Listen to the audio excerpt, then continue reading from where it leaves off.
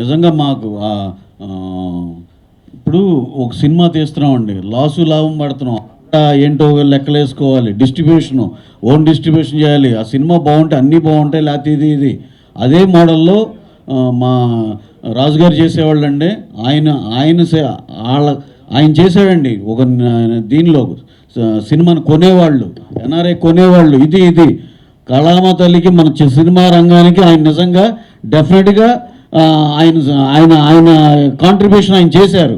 Office చేసింది ఏది ఆ పాత దీనిలో పక్కన ఆయన ఏంటండి, అసలు ఏమన్నా సంబంధం ఉందా?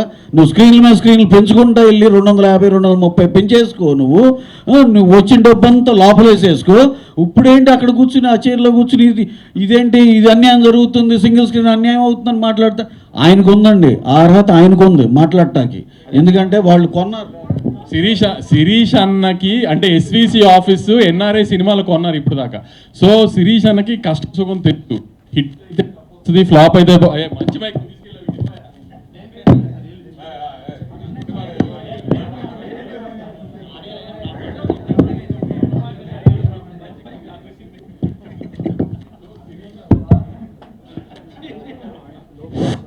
శిరీష్ అన్నకి ఆ కష్టం తెలుసు.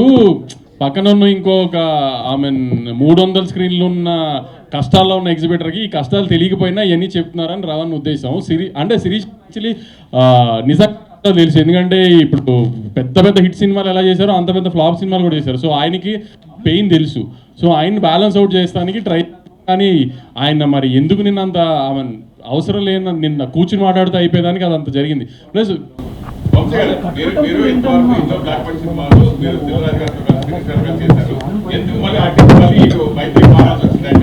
అంటే ఈ రోజు ఒకటే రెస్టారెంట్లో తినాం కదా, అప్పుడప్పుడు మారుతాం కదా, అలానే మూడు వచ్చింది మారాలనిపించింది మారాను అంతే. అది మీరు రాజుగారిని శిరీష్ అన్నని అడగాలి, అది నాకు తెలియదు కదా.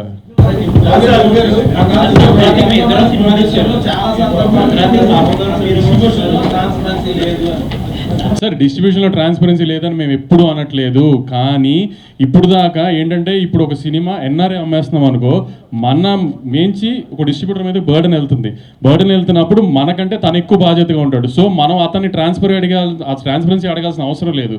కానీ ఇప్పుడు పర్సంటేజ్కి వచ్చేసింది అనుకోండి, ఫర్ సపోజు ఇప్పుడు వాళ్ళందరూ చెప్పినట్టు యూఎస్లో ఉంది కదా, కర్ణాటకలో ఉంది కదా, ఈ అన్నింటిలో రెంట్ ట్రాక్ ఉంది, లేకపోతే మాకు సిస్టమ్ తెలుస్తుంది రెంట్ ట్రాక్ యూఎస్లో మీ అందరికీ తెలిసినట్టు.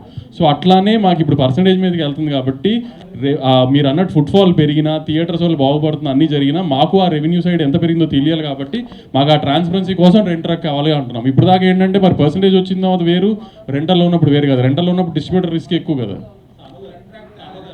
అదే మేము అదే అంటున్నాం, అవన్నీ మీరు తెచ్చేస్తే ఎంత తొందరగా కుదిరితే అంత తొందరగా, అప్పుడు మేము ఇవన్నీ కూడా కూర్చొని ఎక్కడొస్తే టేబుల్ సాల్వ్ చేసుకుని ఎలా చేద్దాం. సార్ ఇవన్నీ ప్రాబ్లం ఏం కాదు సార్, దేనికి రోడ్ బ్లాక్ కాదండి. ఏది అది తేలేదు కాబట్టి చేయలేదు, ఈ రోడ్ బ్లాక్లు కాదండి, which is pretty much achievable. డెఫినెట్గా ఒక టైం ఫ్రేమ్లో ఆ థియేటర్లో ఆ ఫెసిలిటీ పెట్టుకోవచ్చు, అది అందరికి కాన్ఫిడెన్స్ ఇవ్వచ్చు హ్యాపీగా. ఇప్పుడు మేము sir point number 1, we're not against percentages, కాకపోతే కొన్ని చేసుకుంటే అవి ఎఫెక్టివ్గా ఆ సిస్టమ్ రన్ అవుద్ది, అంతేగాని యూనిలాటరల్గా సాయంత్రం రేపు పొద్దునేకి లేకపోతే ఈ నెలాఖరి చేసేయాలి, అది తప్పు. అలాగే ఈ ప్రాసెస్లో ఉన్న సినిమాలన్నీ బయటికి రావాలి, ఈ లోపల అది దానికి అప్లై అవ్వదు. ఏ గవర్నమెంట్ జీవోల్లో కానీ అన్నింటిలో కూడా ఉంటాయి కదా సార్, ఏదన్నా ఇప్పుడు ఈ రన్నింగ్లో ఉన్నదానికి అప్లికబుల్ కాదు, పలానా డేట్ నుంచి అప్లికబుల్, పెద్ద దాంట్లో ఉండేదే. ఇంత సింపుల్గా ఉన్నాం సార్. ఈ అన్నిటికీ మీరు అడిగేదానికి డిస్కషన్ ఓపెను.